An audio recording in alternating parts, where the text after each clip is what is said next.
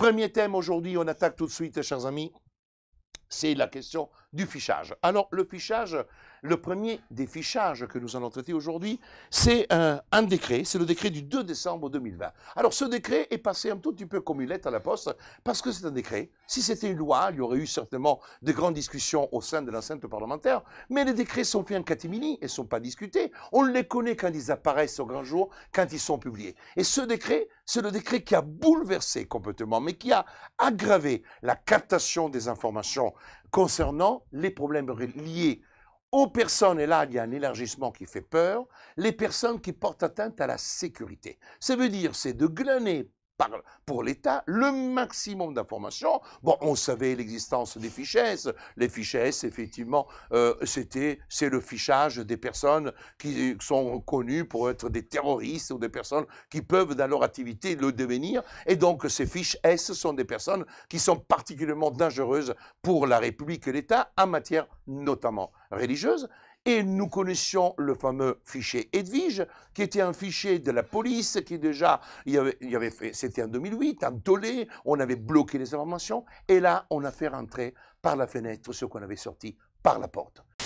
Il est clair qu'aujourd'hui, quand on prend les mesures qui sont prises sur le fichage des personnes, quand on prend la loi sécurité globale, dont je rappelle qu'elle n'a pas du tout été abrogée, la loi a été votée, il y a une grande discussion sur l'article 24, mais dans le cadre de cette loi, vous avez aussi toutes les questions relatives aux drones, aux captations d'images et le fichage des personnes pendant les manifestations, à quelque niveau que ce soit. Dans le cadre de la loi sécurité globale, il ne s'agit pas de captation d'images pour des manifestations faites par des fichiers. Ça veut dire que n'importe quelle manifestation, et on me dira que c'est une question de sécurité publique parce que le langage est celui-là. Donc aujourd'hui, nous avons une tentative de la part de l'État d'indiguer à travers le mécanisme du fichage toute possibilité donnée à une quelconque opposition de pouvoir s'exprimer. Parce qu'à travers le fichage, on connaît les personnes, on peut mettre en œuvre les moyens de nature à empêcher, le cas échéant, de pouvoir participer à des manifestations, de pouvoir s'exprimer,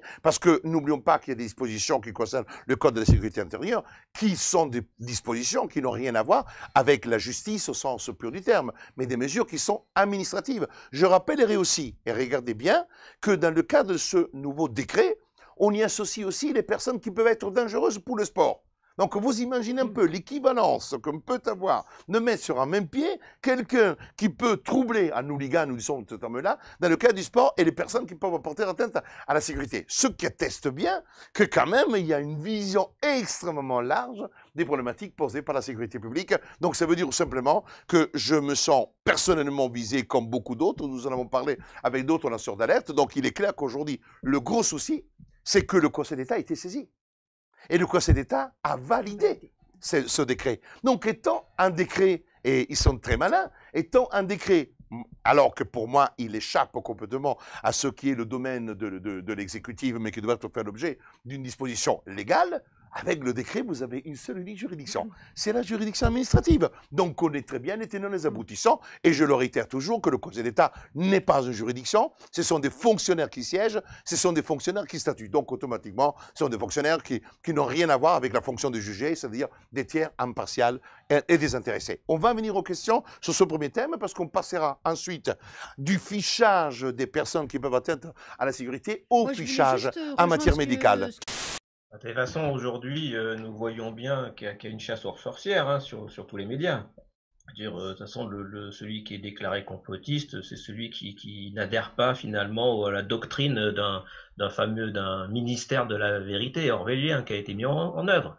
Donc aujourd'hui, de toute façon, soit tu es d'accord, soit tu es complotiste. Donc, Alain, la question, est-ce que tu considères aujourd'hui que la définition d'une personne qui peut porter atteinte à la sécurité de l'État, est-ce qu'une personne qui n'est pas donc dans la ligne directrice, l'interprétation que l'État peut avoir est une interprétation que je définirais assez large de ce décret? Ça paraît évident. On va passer au deuxième thème. Pourquoi? Parce que, chers amis, dans le cadre de ce qui est cette Covid-19 qui est en train d'altérer tous les équilibres juridiques de ce pays, vous avez, alors là, le problème des informations médicales. Et là, le problème des informations, là, on va toucher au cœur du sujet, on va y arriver au fur et à mesure. Après, on parlera des tests PCR, on parlera des enfants. C'est le décret, alors là, c'est le décret concernant le décret du 25 décembre. Alors, ce qui est assez extraordinaire, c'est que vous voyez que l'État semble utiliser parfois des périodes dans lesquelles il y a une sorte de paix des braves.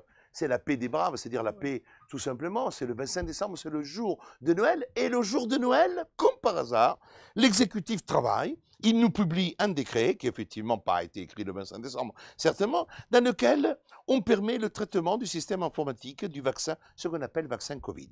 C'est-à-dire qu'on prend les informations des personnes qui sont invitées à être vaccinées. Alors vous avez le décret, vous le trouvez. Naturellement, je ne vais pas vous le lire parce que c'est tellement rébarbatif. Mais aujourd'hui, le problème qui va se poser, c'est que, chers amis, on va parler du passeport vaccinal. On va parler du problème de ce qu'on appelle la liberté et le consentement des actes dans le cadre des médicaments. Mais on commence déjà le 25, et la première chose que l'on fait, c'est de mettre en place tout de suite un fichier qui permettra de récolter l'ensemble des informations et auxquelles vous ne pourrez plus vous y opposer. Ça veut dire que quand vous êtes vacciné et que vous avez accepté, ces informations sont récoltées, sont mémorisées, gardées pendant 10 ans et vous ne pouvez plus vous y opposer. Ces informations sont récoltées, ne sont pas détenues en France. Ces informations sont détenues et gérées par une structure qui s'appelle Microsoft. Je vous rappellerai tout simplement que M. Bill Gates est quelqu'un qui finance avec sa fondation à hauteur de 11,8% l'OMS, que 12,18% c'est versé par l'Allemagne. Ça veut dire tout simplement que vous avez les mêmes acteurs qui sont là et qui tournent autour entre ce qu'on appelle la question de l'information et la question de la santé. Et que santé et information semblent vraiment intéresser les plus grands de ce monde. Fichier, fichage, fichage médical, information médicale, remontée déjà envisagée. Le premier arrêté, je l'avais dénoncé, c'est l'arrêté qui oblige la communication de toutes les informations de la part des médecins, de la part des pharmacies, et toutes les informations collectées dans une plateforme transversale, là aussi, qui est gérée par Microsoft. Or, je vous rappellerai tout simplement que toutes les informations qui sont entre les mains de Microsoft, et la signature se fait par la structure irlandaise de Microsoft. Mais en réalité, selon les règles américaines, dès lors qu'une société américaine contrôle l'intégralité du capital d'une filiale en Europe, toutes les informations relèvent du droit américain. Ça veut dire que toutes les informations doivent être communiquées aux États-Unis. Donc, chers amis, aujourd'hui, si quelqu'un avait encore besoin d'avoir des explications supplémentaires et considérer que ce qui est en train de se passer là est normal, ça veut dire qu'à ce moment-là, nous n'avons plus rien à faire ici. Mais c'est une chance que j'ai quand même, et nous avons des remontées d'informations, et je donnerai la parole à tout le monde, y compris Alain, qu'aujourd'hui, au moins les adhérents de Réaction 19 et beaucoup de gens qui aujourd'hui ne le sont pas, mais qui écrivent par d'autres canaux, sont aujourd'hui complètement contre ce qui est en train de se passer et qui trouvent que nous sommes dans une dérive, là aussi, de fichage autoritaire, quasiment fasciste, et c'est quelque chose qui revient souvent, mot que j'ai utilisé jadis et que maintenant revient de plus en plus, parce que quand on voit ce qui est en train de se passer, ça veut dire tout simplement c'est l'anéantissement de la liberté individuelle, l'anéantissement de ce que nous sommes comme hommes ou femmes sur cette terre, mais des objets. Depuis que tout ceci a commencé, au mois de mars, même si effectivement j'étais conscient que la démocratie battait un peu de l'aile dans notre société, mais là on a quand même battu tous les records. Hein. J'ai l'impression que de vivre dans une quatrième dimension, un cauchemar. Et au point que je me dis que j'ai tout inventé, que je vais me réveiller, ou alors que je dois arrêter de regarder Carlo Silvano, quoi.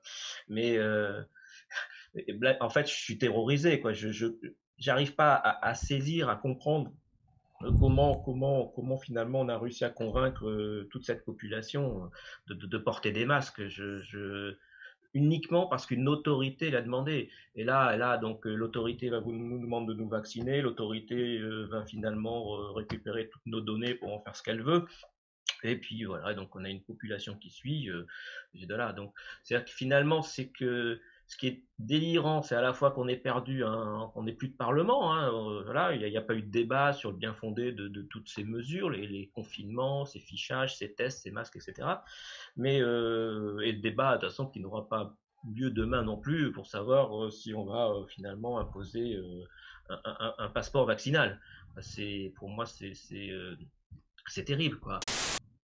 C'est-à-dire qu'on a réussi finalement à fermer l'esprit de tous les gens. C'est-à-dire que ils ont des personnes qui finalement que je côtoie, ou je pourrais hélas dire pour certaines je côtoyais, dont je ne doute pas de leur intelligence, n'ont plus accès finalement à la critique, au raisonnement.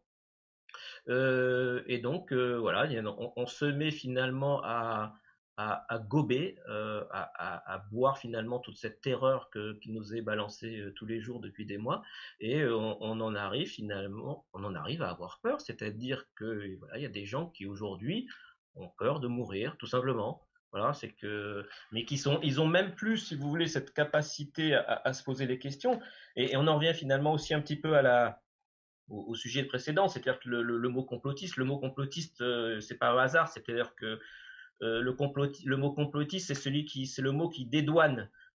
Si toi tu es un complotiste, donc je suis dédouané, j'ai pas à t'écouter, j'ai pas besoin de t'écouter parce que de toute façon tu es là pour me manipuler.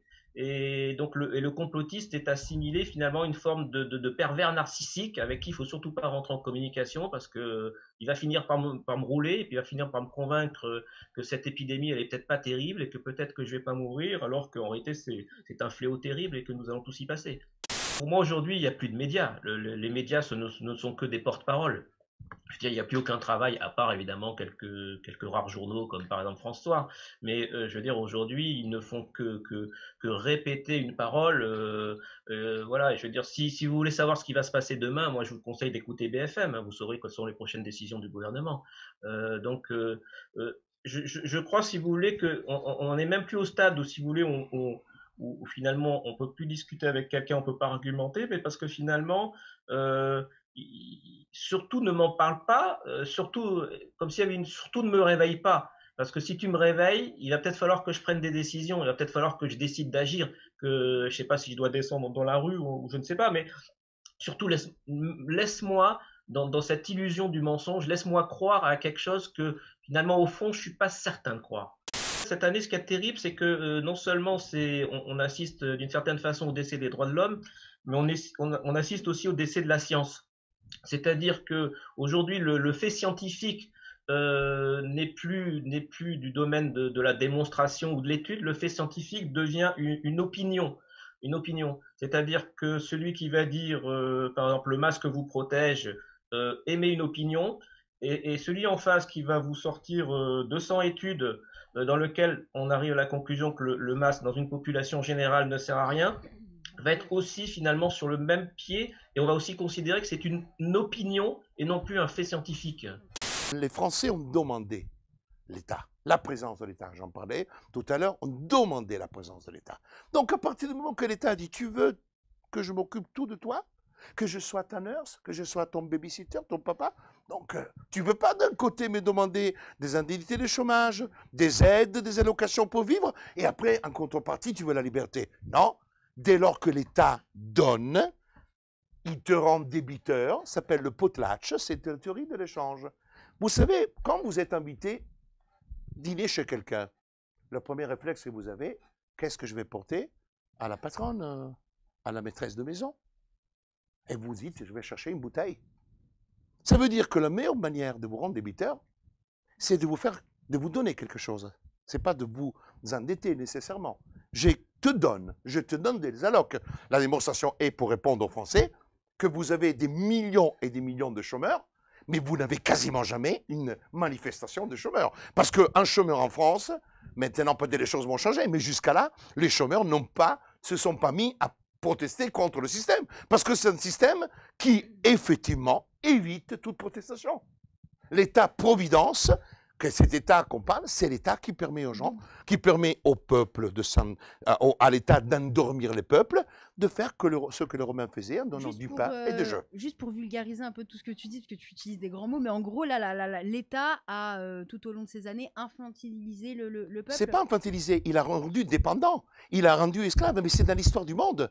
À Rome, on donnait du pain et des jeux, aujourd'hui, on donne des allocations et du Netflix. Donc ça veut dire quoi? Ça veut dire qu'aujourd'hui, réveiller les esprits, avoir envie de se battre, quand on est dans un confort, parce qu'effectivement, bien sûr, on a bloqué toute l'activité touristique, eh bien, on a versé 900 €, pas 800, parce que 800, vous êtes pauvres, 900 € à chaque saisonnier pour rester à la maison. Or, je ne dis pas que le saisonnier est heureux, mais le saisonnier va dire, ah ben, on me donne 900 €, je suis à la maison, je regarde la télévision, je regarde Netflix et je suis heureux. Et c'est comme ça qu'il fonctionne. Parce qu'aujourd'hui, nous parlons de 730 milliards d'euros versés pour avoir la paix sociale. Et 780 millions versés aux fonctionnaires de l'État. Ça veut dire que vous avez 1500 milliards d'euros qui n'ont comme seule finalité d'avoir la paix sociale. Voilà la réalité. Je vous rappellerai que le budget de la France est de 2200 milliards. Ça veut dire tout simplement qu'aujourd'hui, nous n'avons plus de tissu économique, nous n'avons plus de tissu industriel, nous n'avons plus de tissu productif. Ça veut dire qu'aujourd'hui, nous sommes des peuples subventionnés par une planche à billets et donc des peuples endettés qui devront fermer leur gueule devant l'État et devant la puissance du premier cercle et de ceux qui dirigent le monde en termes économiques. Je pense qu'il y a quand même en France, j'imagine, dans la plupart des pays européens notamment, il y a une absence totale d'éducation aux droits de l'homme. C'est-à-dire que c'est quelque chose dont je pense que le commun des mortels n'a plus conscience du tout, d'accord? Et donc, toutes les mesures qui sont prises sont finalement considérées, c'est pas grave. C'est pas grave et généralement associées à j'ai rien à me reprocher. Pourquoi est-ce que j'aurais peur de ça? Pourquoi j'aurais peur d'un fichage? Voilà. Et donc, c'est fait que finalement, on en arrive à tout accepter parce que je pense qu'on ne sait même plus ce que c'est que les droits de l'homme. Alain, ce que tu dis, je suis absolument d'accord. Et tu le sais très bien, parce que tu le sais très bien que Réaction 19 se bat pour ça. J'étais un des premiers à parler des droits de l'homme et de les intégrer dans la réflexion juridique. Parce que les droits de l'homme ont permis de faire comprendre que dès le mois de mars-avril, que nous étions face à des choses qui étaient absurdes. Parce que je le rappellerai à tous, que quand le président de la République a décidé de nous confiner, il l'a fait de manière totalement illégale. Il l'a fait en dehors de tout pouvoir constitutionnel. Vous avez un président qui n'est pas habilité à quoi que ce soit, qui décide de nous confiner, c'est-à-dire de nous assigner à résidence. C'est-à-dire que nous n'avions ni de loi, ni de décret. Nous étions dans un état de déshérence totale. La seule chose, c'est-à-dire, c'est l'état d'urgence, mais qui est l'état d'urgence en cas de guerre, pas en cas de... Et ça est passé comme une lettre à la poste. Que la loi du 23 mars, qui avait déjà été préparée depuis longtemps, parce qu'on voit très bien qu'il y avait des contradictions avec le décret, c'est une loi qui a transféré tous les pouvoirs de l'article 34, c'est-à-dire les pouvoirs de gérer la liberté. C'est le Parlement, parce que c'est là qu'est la démocratie. L'exécutif n'est pas démocratique, les exécutifs sont des fonctionnaires. Vous prenez, avant on avait, M. Castex, il n'a jamais été député ou sénateur dans sa vie. M. Castex, c'est un fonctionnaire qui s'est occupé de questions de fonctionnariat d'État. C'est un grand commis de l'État. Et bah du coup, j'ai les mêmes questions pour souvent les enfants qui ont leurs parents dans les EHPAD et qui ne peuvent pas voir leurs parents parce que les administrations, comme tu as dit, leur font du chantage pour que leurs parents soient obligatoirement vaccinés. Alors, je peux vous dire une chose, chers amis. À un moment donné, il faut avoir du courage dans la vie. Premièrement, vous dénoncez. Parce qu'il s'agit, c'est un fait pénal. Je l'ai déjà dit, j'ai répondu à des gens qui m'avaient saisi, personnellement, qui ont écrit à travers Réaction 19, et nous avons répondu. Ça s'appelle chantage, extorsion. D'accord? Même mise en danger. Et certains ont réagi. D'autres ne faut pas. S'ils sont des membres de l'association, ils peuvent questionner, nous avons une fiche contact et nous répondons. C'est ça la mutualisation du travail associatif. C'est pour ça que nous sommes là et nous avons des bénévoles, nous avons un président, moi-même, des avocats et des personnes pour répondre. Donc je répète, s'il y a aujourd'hui un EHPAD, vous pouvez même, à ce moment-là je comprends, mais il faut avoir du courage. Moi, si ma mère était dans un EHPAD et qu'on me dit, vous n'allez pas la voir parce que nous, on veut la vacciner, moi, je prends ma mère et je la retire de l'EHPAD. Parce que c'est ça aussi qu'il faut avoir le courage. C'est comme ça que, effectivement, les groupes comme Corian, comme Orpea vont perdre de la clientèle. Parce qu'aujourd'hui, la gérontologie, c'est une vache à lait. Parce que Orpea, c'est son 150 millions de bénéfices. Parce que Corian, c'est 130 millions de bénéfices. Avec des gens qui sont payés à coups de pied au cul. Et ce sont eux qui absorbent toute la richesse des retraites. Parce que ceux qui encaissent la retraite pour les locations des appartements. Et ceux qui, à travers nos impôts, dans la convention tripartite qu'il y a avec les ARS, qui se met l'argent dans la poche et qui achètent des couches à 0,30 centimes qui sont percées de partout. Voilà la situation. Et donc, c'est pour ça que je vous dis, ayez le courage de réagir. Enlevez vos parents, récupérez la maison le cas échéant, et vous verrez qu'effectivement, quand il commence à avoir la trouille, que les gens partent des EHPAD et qu'ils perdent leur argent, à ce moment-là, vous verrez que les choses vont changer. Mais jusqu'à quand vous voulez le beurre, l'argent du beurre, et que toutes les solutions doivent arriver du haut? Non, chers amis, une association peut tout faire, mais ne peut pas venir à votre place à se battre avec vous. C'est ça aussi, avoir du courage. C'est parce qu'on était trop habitués aussi à trouver toujours des solutions à l'extérieur. À un moment donné, il faut agir. Moi, j'agis de mon côté. En tant qu'avocat, en tant que président, je suis sorti de mon confort. Je me bats tous les jours. Je me donne tous les jours. Je réponds tous les jours. Je travaille 11 heures, 12 heures par jour. Mais vous aussi, vous devez réagir. Vous devez battre aussi. Vous devez aussi avoir le courage d'aller protester, d'écrire des courriers. Vous ne savez pas l'écrire, on vous aide à l'écrire. Vous n'avez pas les moyens de droit, on vous aidera à mettre les moyens de droit. Mais vous devez avoir aussi la force de vous battre devant l'institution et ne pas avoir peur. Alors, chers amis, je vais vous dire une chose qui est le secret de la stratégie juridique. Oui, c'était plutôt intéressant. Si, oui, la question est intéressante, mais vous faites voir comment on raisonne en termes de droit. Beaucoup de gens me disent, quelqu'un qui était même un grand connaisseur me dit, il faudrait que nous fassions une action devant les tribunaux pour faire valoir que déjà la boîte, il y a écrit vaccin dessus et ça ne correspond pas. Ça revient un peu à ce qu'il dit.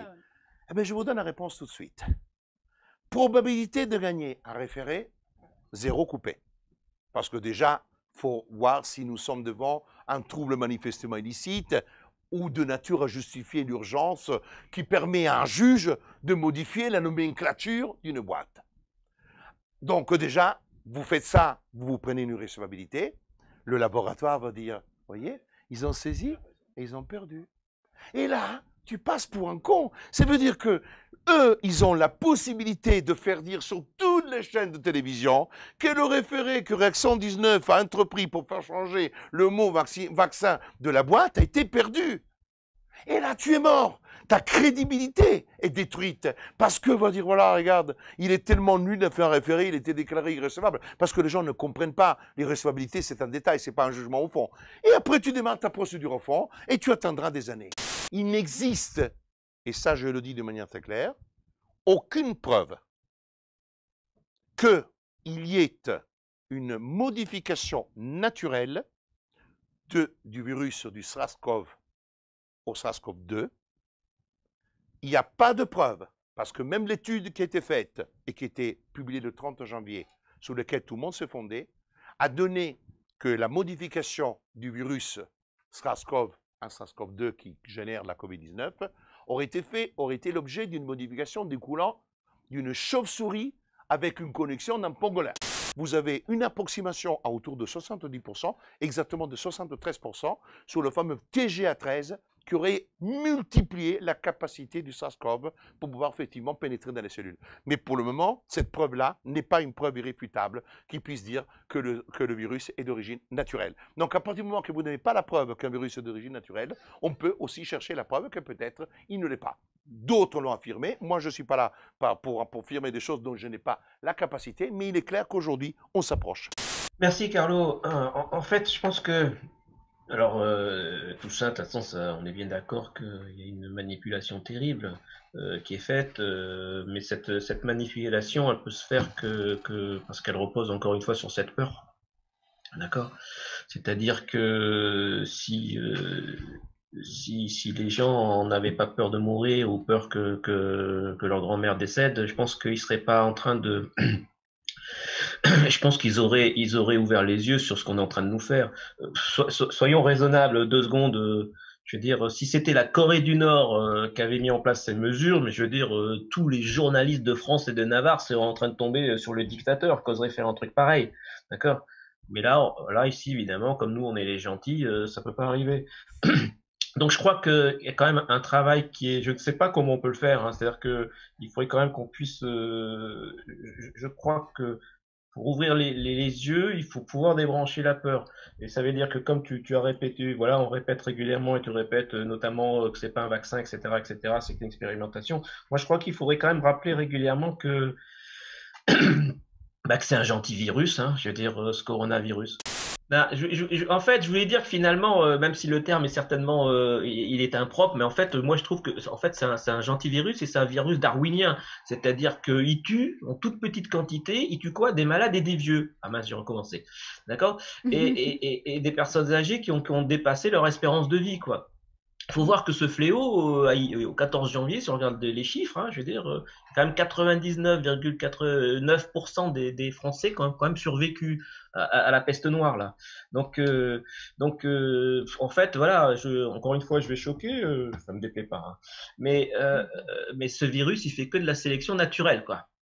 D'accord. Et alors, pour tous ces gens qui ont peur, là, je vois que des gens qui vont aller se faire vacciner, et même relativement jeunes et en bonne santé, il faudrait quand même rappeler que Santé publique France, donc c'est pas un groupe de complotistes qui dit ça, il redit quand même que les décès des moins de 65 ans sans maladie connue, ils sont marginaux. Il y aurait eu 1500 décès sur 2 saisons, parce que ça c'est une nouveauté, parce que avant, je veux dire, pour la grippe, on remettait les compteurs à zéro tous les ans sur le nombre de décès. Là maintenant, et pour le Covid, on les additionne, c'est-à-dire qu'on a oublié de remettre le compteur à zéro, alors qu'on attaque la saison 2. Donc ça veut dire que sur une saison, on a eu quand même 750 décès de personnes en bonne santé. Bon, et on nous confine pour ça. Ah, à titre de comparaison, quand même, les accidents domestiques, et il n'y a même pas dedans les accidents de la route, hein, je veux dire, ça tue quand même chaque année plus de 20 000 personnes. Vous voyez, 750 personnes, 20 000 personnes. Première semaine, du 4 au 10 janvier, donc on parle de il y a quelques jours, un seul patient a été hospitalisé à l'issue de sa consultation. Ça veut dire que parmi toutes les personnes qui sont passées en consultation chez les médecins qui sont dans le réseau Sentinelle, et ce sont tous les médecins parce que c'est un réseau très important, ce qui permet de faire remonter les infos, qu'on peut savoir s'il y a une augmentation de grippe, etc. Eh bien, c'est toujours, on l'a connu pour beaucoup de gens pour la grippe parce qu'on parle du réseau Sentinelle alerté. Eh bien, le réseau Sentinelle, comme par hasard, c'est l'avertisseur officiel de tous les mécanismes épidémiques depuis des années, et comme par hasard, le réseau Sentinelle n'est plus cité, et vous n'avez aucune référence dans un quelconque exposé, à quelque niveau que ce soit dans l'hémicycle du Parlement, ou dans le cadre d'un préambule, ou dans une explication qui est donnée dans le cadre des interrogations qui sont faites des ministres. Ce qui est un scandale. Or, excusez-moi, on nous a vendu le couvre-feu, l'aggravation du couvre-feu, faites attention parce que sinon vous allez repartir en confinement, alors que nous avons une personne hospitalisée. Moi, je ne sais pas d'où viennent les chiffres. Les chiffres aujourd'hui sont des chiffres qui sont littéralement faussés. Et tu l'as dit, Alain, aujourd'hui, le taux de létalité de cette maladie n'est pas plus grave que les cancers, qu'aujourd'hui, de 0 à 20 ans, vous avez 0 décès, que cette maladie n'est pas une maladie dangereuse pour les personnes en bonne santé.